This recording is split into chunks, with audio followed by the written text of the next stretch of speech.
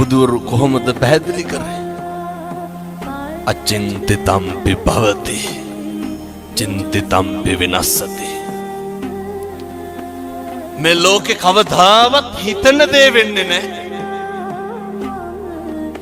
වෙන දේ හිතා ගන්නත් බෑ. එහෙම නෙමෙයි.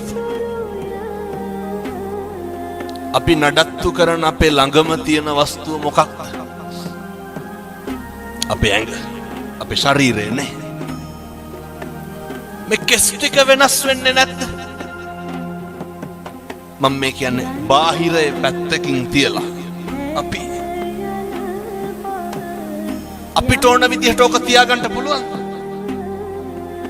කම්මංගලං කින්ති කරෝමි. කර්මය දැඩි වුණාම හැම එකක්ම මේක වෙනස් වෙනවා. මතක තියාගන්න. දල්ල කඩි කාලා මිනිස්සු මැරෙනවා, නයි කාලා බේරෙනවා. එහෙමයි.